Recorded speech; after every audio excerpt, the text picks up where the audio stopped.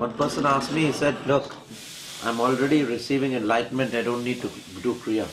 Another person says, after doing 1 hour of Kriya, I get to enlightened state. Another says, after doing 6 months of Kriya, I get to this state. The one said, after 6 lives I get.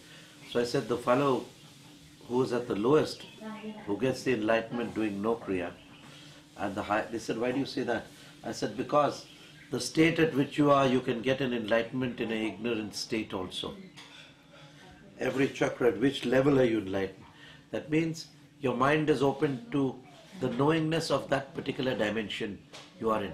But since you cannot see your own face, you cannot tell whether you are in an earthly simple dimension of enlightenment or you are in the Buddha dimension of enlightenment. So everybody mistakes the psychic experience or a plain spiritual experience which they call enlightenment. Everything is enlightenment. You know. So which dimension you are enlightened in, there you need the Guru to tell you that you are enlightened in this. It's an enlightenment. There's no doubt about it. But which level you are enlightened at, this is the question to be discussed and known. And if people are confident and ignorant, living in the enlightenment of the navel center, thinking that they are at the transpersonal point, I'm sorry. There are strict guidelines and rules laid down in the Kalki Puran, the Bhavishya Puran, the Bhagavad Gita, the Siddha Siddhanta Sangraha. They tell you these states of higher and higher.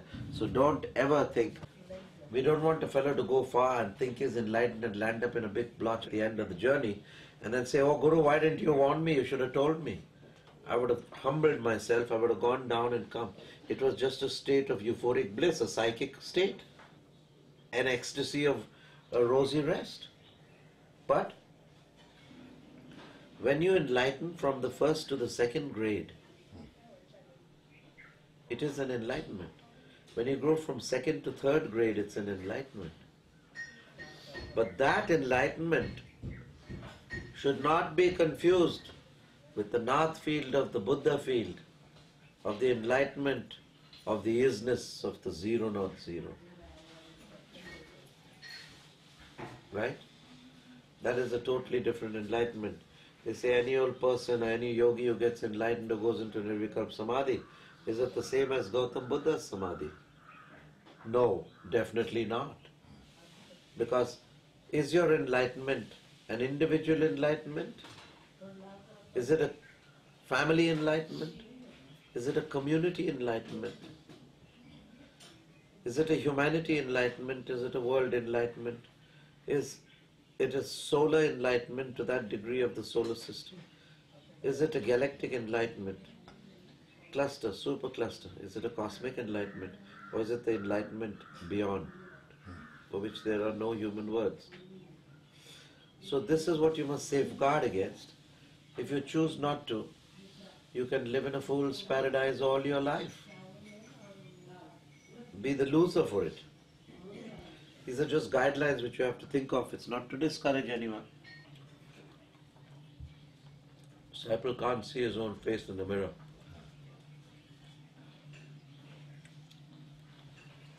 Only a witness can tell the speed of a moving obstacle. The driver in the car cannot tell. He cannot experience the movement because he himself is in the car. He may get an indicator through the speedometer, but he cannot feel the speed at which he is going at. Or he cannot judge how fast he is going in relation to a standing object. Only the witness standing, the stander by can see vroom, vroom, vroom, vroom, and no speed. There's a correlation. Point of reference is the earth, a still object. The witness and the man of action. So he can tell and experience the speed,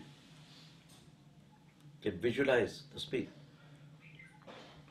So the Guru is the eternal witness who visualizes the speed of your evolution and can tell where you are at. The human being is like a little child. How high have I climbed, Gurunath? Hey, look at me, I've climbed higher. Look at me, I've climbed higher. So people would definitely like to know how high they've climbed. To yoga of the East is very subjective. And West, the Western mind is trained to approach things objectively, from the outside. It wants an ephemerical test. It wants a test, of scientific progress, of yogic progress, that which can be measured. The Eastern approach is subjective.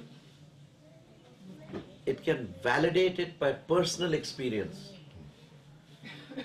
But not only is the validation of personal experience required, a guide and a senior professor, if I may use the word, is required for the sabbatical he takes for his yogic practice, to tell him the benchmarks of where he stands, because the master is like the witness. The student, the disciple, is the one involved in the spiritual activity himself. He himself is the state. So to stand apart and see it is more difficult than the person who is already the witness.